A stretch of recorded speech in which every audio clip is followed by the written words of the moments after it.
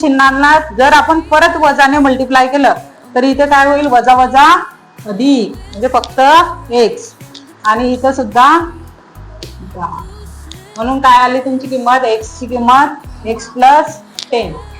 आता x plus 10, 10 plus 5 किती आहे ही साईड आहे 15, ही साईड किती आहे 10. x मायनस 2 म्हणजे 10 वजा 2 किती आली ही साईड 8. x प्लस 2 म्हणजे 10 अधिक 2 किती आली ही साईड 12. समजलं? काही डाऊट या उदाहरणांमध्ये नाही काढायच्या, इथपर्यंतच काढायचंय, पण मी तुम्हाला एक सांगून दिलं समजायसाठी.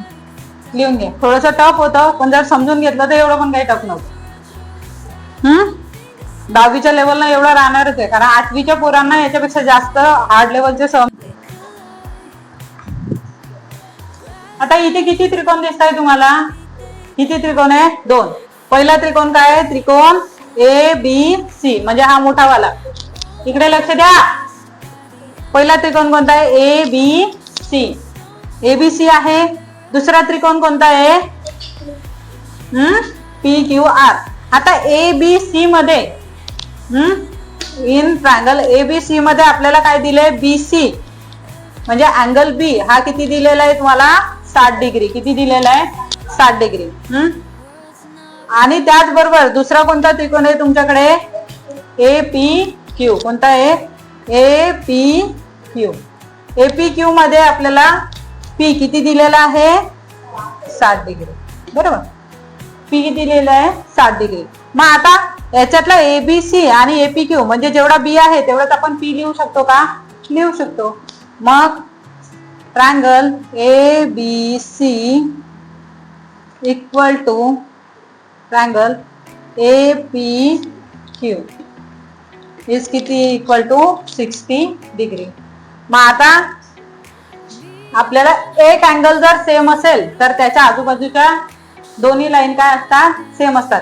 किंवा आपण जर इथं दुसरं घेतलं, इथं PQ जेवढा आहे ही PQ काय आहे BC ला काय आहे पॅरलल आहे. काय आहे PQ ही BC ला पॅरलल आहे म्हणजे PQ ही BC ला समांतर आहे का, आहे, दिसते ना. मग इथं लिहायचं PQ the parallel line PQ to कशाला समांतर आहे ती लाईन BC. मग आता आपल्या BPT थेरम काय सांगतं की जर दोन लाईन जर PQ जर एक लाईन त्रिकोणाच्या कोणत्याही दोन बाजूंना जर एखादी लाईन पॅरलल असेल किंवा त्रिकोणाच्या कोणत्याही बाजूला एखादी लाईन जर पॅरलल असेल तर ते त्रिकोणाच्या बाकीच्या दोन साईडला काय करते एकाच प्रमाणात विभागते. बघितलंय की नाही हे थेरम ऑफ द BPT. मग इथं काय आहे त्याच्या करस्पॉन्डिंग साईडला ही काय करते इक्वल रेशो मध्ये डिवाइड करते. मग आता करस्पॉन्डिंग साईड कोणती आहे AP डिवाइड बाय BP. काय आहे AP divide by BP is equal to इकडे काय AQ डिवाइड बाय काय आहे QC. मग आता इथे दोन गोष्टी भेटल्या, एक आहे अँगल थेरम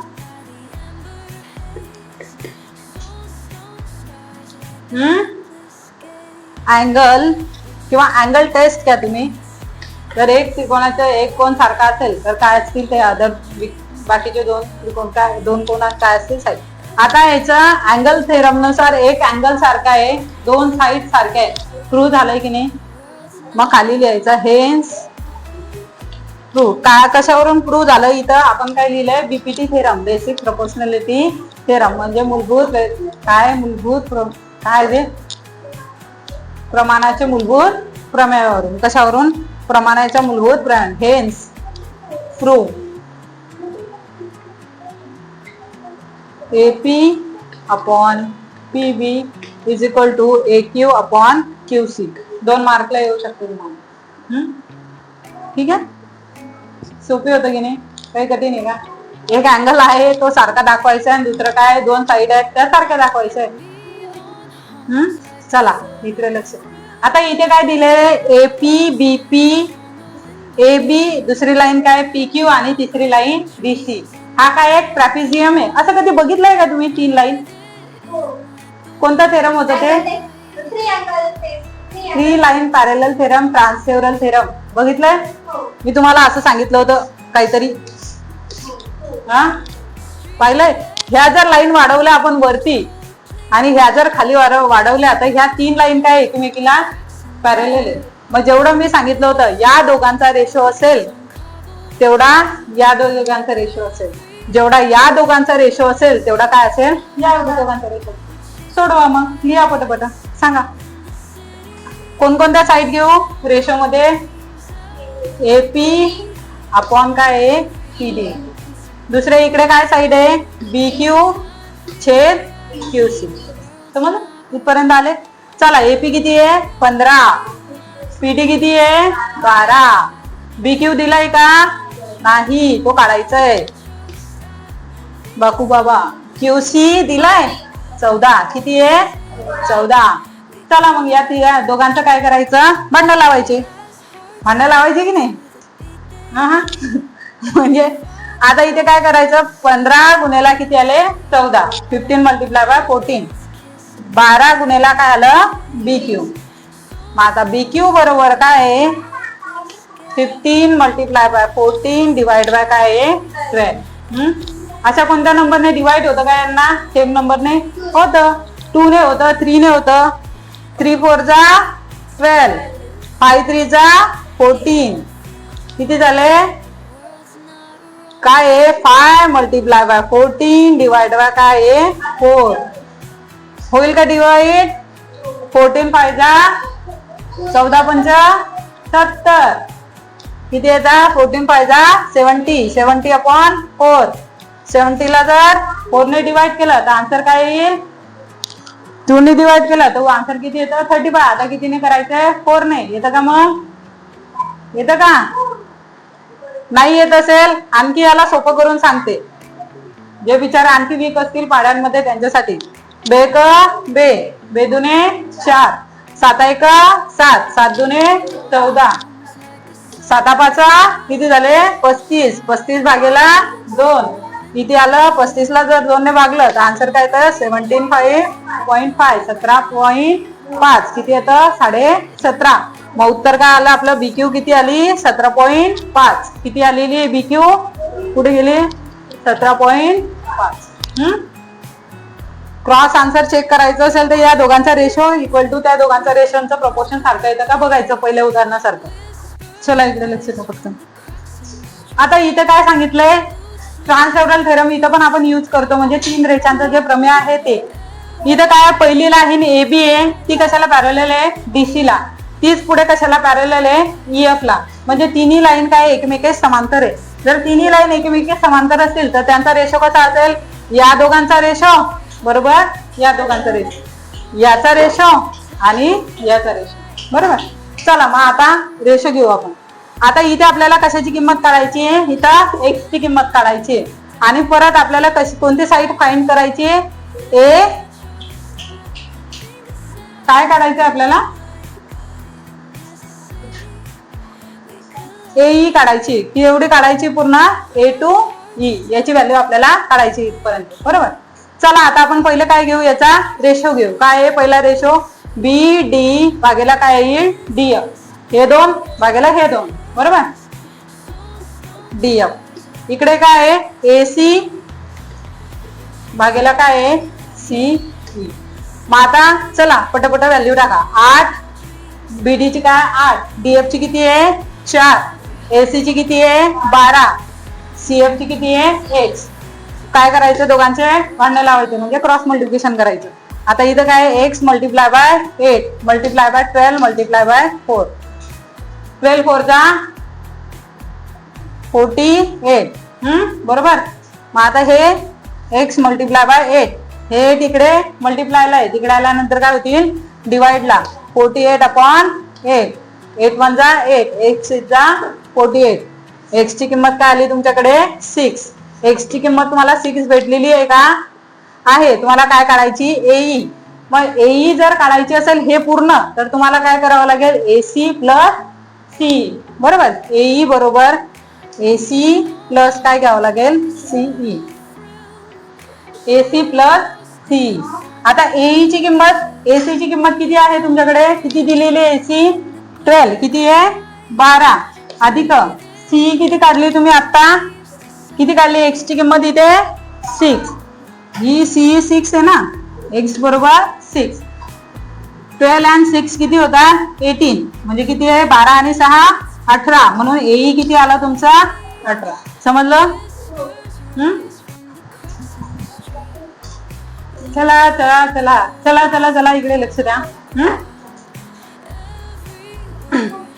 खूप सोपी आहे, फक्त तुम्ही समजून घ्यायची गरज आहे. आता इथे काय सांगितलंय तुम्हाला, पीक्यू, पीक्यू कुठं आलेलं आहे हे. दुसरं काय सांगितलंय सेगमेंट डी, पीक्यू हे समांतर आहे डी ला, बरोबर. दुसरं काय सांगितलंय त्यांनी, ईएफ सेगमेंट त्यालाच काय समांतर आहे, क्यू आर ला ईएफ समांतर आहे. पुढे काय सांगितलंय, सेगमेंट पी आर ला डीएफ समांतर आहे, म्हणजे याला ही लाईन समांतर आहे. आता याला ही लाईन समांतर केली, हे असं लपवलं तर हा एक ट्रायंगल दिसतो का तुम्हाला, असा एक ट्रायंगल दिसतोय पा असा. आणि याला कोणतं थेरम लागतं आपलं, बीपीटी, बेसिक प्रोपोर्शनॅलिटी, पहिलंच थेरम लागतं ना. असं जर असेल तर या दोन्ही साईड काय असतात, इकडची साईड आणि इकडची साईड, इकडची साईड इकडची साईड काय असतात, प्रोपोर्शन मध्ये असतात, इक्वल प्रोपोर्शन मध्ये असतात. सोपं आहे की नाही. ऍक्टिव्हिटी बेस्ड क्वेश्चन बोर्डाचे फेवरेट क्वेश्चन असतात हे असे, 2 मार्क्स साठी तुम्हाला येतात आणि सोपं असतं, काहीच करायचं नसतं. इथून उचलून फक्त इथे लिहायचं असतं, 3-4 अक्षर लिहिलंय का 2 मार्क भेटून जातात. आता असं जेव्हा असेल, आता इथं त्रिकोण कोणता सांगितलाय, एक्स डी ई, कोणता ट्रायंगल आहे आपल्याकडे, चला हा काय आहे आपला एक्स, एक्स डी आणि ई हा ट्रायंगल. मग आता याच्यामध्ये पहिलं काय सांगितलंय, एक्स आणि पी हे दोघं जर प्रोपोर्शन मध्ये असेल तर त्याच्या डिवाइडला काय असेल, पीडी, बरोबर ना. लिहू का इथं पीडी, बरोबर आहे ना, चुकलं का नाही. इथं ऑलरेडी क्यूई दिलेलं आहे, अर्ध तर खायला आपल्याला आणून दिलेलं आहे. काय सांगितलंय, वरची जी साईड आहे ती काय करायची तुम्हाला लिहायची, काय साईड येईल मग, एक्स पासून क्यू पर्यंत काय लिहायचं, एक्स क्यू. या 2 पहिलं सॉल्व्ह झालं. दुसरा कोणता त्रिकोण सांगितलाय, एक्स ई एफ, काय सांगितलंय, एक्स ई आणि एफ, म्हणजे हे एवढं हा त्रिकोण. मग आता या त्रिकोणामध्ये काय सांगितलंय, आता सपोज ही साईड घेऊ आपण एक्स, ही साईड घेऊ क्यू आर ई, आणि काय ही एफ, काय एफ, बरोबर. मग आता त्यांनी काय सांगितलंय, ही साईड भागेला काय आहे, ही साईड. मग पहिली साईड कोणती आहे, एक्स क्यू, दुसरी काय आहे ई क्यू ई, इथे कोणती आहे एक्स आर, इथे काय आर एफ. कशानुसार, प्रमेयाच्या मूलभूत प्रमेयानुसार, प्रमाणाच्या मूलभूत प्रमेयानुसार, म्हणजे बीपीटी थेरम नुसार. तुम्ही मराठीत लिहाल, प्रमाणाचे प्रमुप्रे, प्रमुवर प्रेम होतं, कोणाचं मैत्री. काय लिहायचं मराठीवाल्यांनी, प्रमुप्रे, प्रमुवर काय होतं, प्रेम होतं, लक्षात ठेवायचं. मग आता त्यांनी आपल्याला काय सांगितलंय, इथं कोणता रेशो इक्वल आहे का, x Q upon Q E, दोन्ही ठिकाणी इक्वल आलेले आहेत का, आलेत ना. या 2 साईड काय आहेत आपल्याला इक्वल आहे. या 2 साईड जर इक्वल असतील तर त्यांची ही साईड आणि ही साईड काय असेल, इक्वल असेल. मग ह्या साईड काय करायचे आपल्याला, हाईट करून द्यायचे, लपवायचे आहेत तिथं. आणि काय लिहायचं, इकडची पहिली साईड एक्स पी भागेला काय आहे पी डी, आणि इथं काय आहे एक्स आर आर एफ. पुढे बिचाऱ्यांनी काम केलेलं आहे, पुढे तुम्हाला काम करायची गरज आहे का नाही. सांगितलंय segment P R is a parallel to D, म्हणून काय आहे पी आर म्हणजे पी आणि आर हा सुद्धा काय या डी ला काय असेल, समांतर असेल, पॅरलल असेल. कशाच्या थेरमनुसार, कॉन्व्हर्सच्या थेरमनुसार. कशाच्या नुसार, कॉन्व्हर्सच्या. कॉन्व्हर्स काय सांगतो की